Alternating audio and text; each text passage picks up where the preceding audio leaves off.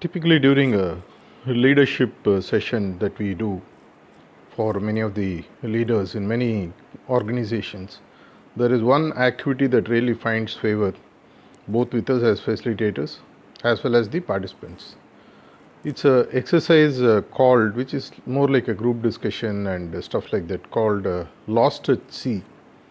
It's a terrific activity specifically for checking the situational leadership skills and how people are able to think out of the box in a given situation. The activity is something like this. You are sort of lost in the middle of the sea, nowhere, say about 1000 nautical miles from the nearest coast, and you have a few people with you. Say you are the captain of the ship, and then the ship is sort of in a very dilapidated situation. There are a few items that are given to you. The first activity that you have to do yourself and along with your team is to prioritize and tell us which are the items that you'll use first, second, third, and so on and so forth. You need to rank those items. There are several items that are given, and it's not necessary that you need to have been on a ship for you to understand what this means. It purely is an activity to check the alertness and the situational leadership, how people are able to prioritize in crisis situations where it's life and death. If you look at the final answer sheet, which emerges after 1-2 hours of individual answering, group discussions, and things like that, there are two group of items which take precedence over anything else. The first item is, in such a situation, normally within 24 to 48 hours, you should be rescued. Hence, an item like a shaving mirror or a can which allows you to light a fire in the middle of the sea, things like that, which takes precedence, which normally almost gets missed by all the participants. The second is, till you are rescued, you need to live. So it also goes on the survival item in terms of the food items that are available in the list. And then the navigational items and the navigational equipments and all, they all come in.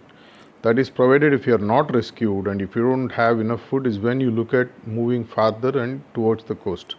If you are rescued within 1 or 2 days, normally what happens in high sea is that if you have sent a SOS or a distress signal, Mayday as they call, patrolling boats or high flying helicopters might come looking for you. The idea is for you to get a location shared with them, either by reflecting sunlight if it is daytime or by burning the oil and lighting a fire if it is night, so that people can locate you. If it doesn't happen, when chances of you being rescued or chances of you not having food recede, then you look at navigating yourself out of the current situation and move towards.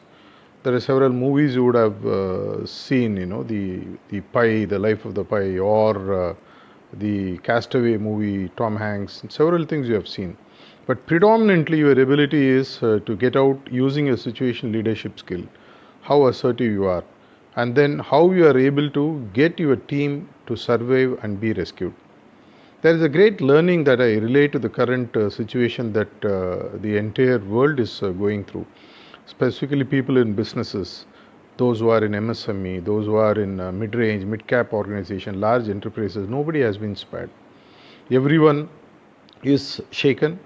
Everyone is as if they are lost at sea. They are in the middle of the ocean and water is surrounding them. Many of them don't even know how to swim, and you can imagine what a grim situation it looks like.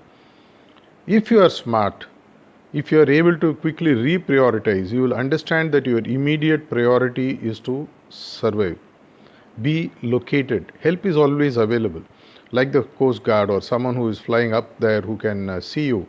There are people there who can hear your voice and support. If your ego stops you from reaching out, it's your problem. But there are people who are ready to guide you, free of cost or at a very nominal charge or whatever it may be. People have seen such crises earlier. People have worked with organizations which have gone through such crises. They are ready to come and share their wisdom with you to help you out of such a turmoil.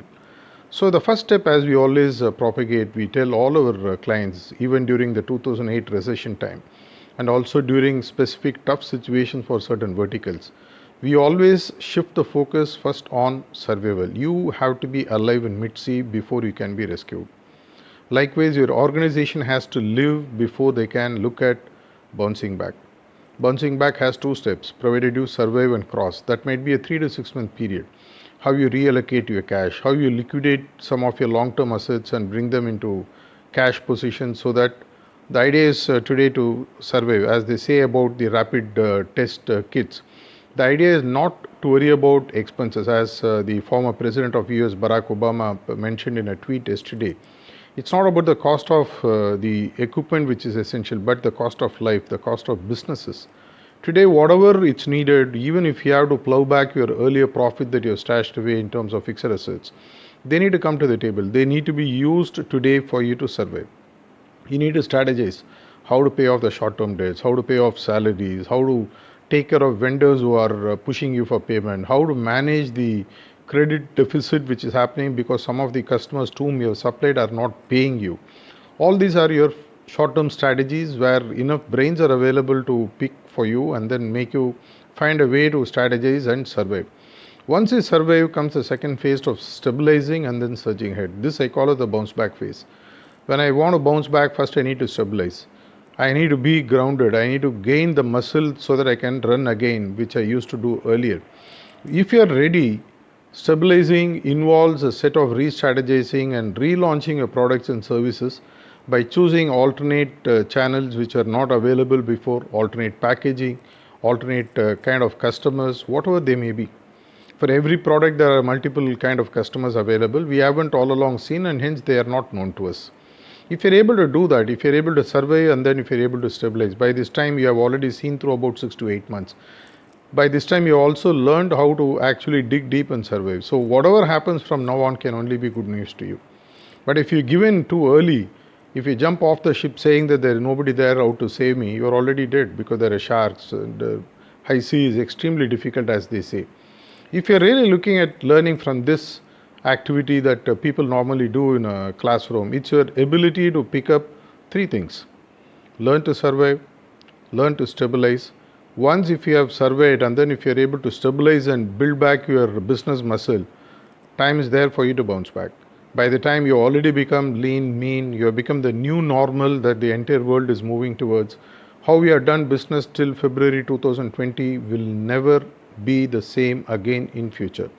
Take my words for granted. There are enough experts who say the same thing. We need to repackage, we need to relaunch, we need to redraw the lines of how we are going to do business. All that can happen provided you survey first. Take the help that is available from wherever it comes from. Lifeline, we don't know where it's going to come from. Government is giving a lot of interesting schemes for organizations, specifically MSMEs, to survive, to go through this onslaught. There are enough knowledge management groups, consultants who are available to help you. We need to collaborate and find how we can get through this process. Once you do that, it's a question of stabilizing, where you redraw your product services, create new channels, create new credit and buying terms, and then you are able to launch and then bounce back. It's not all that gloomy. There is always light at the end of the tunnel. We need to just find a way in which we can learn to get the best out of us and our system, so that we are ready for a relaunch, so that when we bounce back, any future calamity like this is not going to put us off track. Are you ready? We are there to support you. Thank you.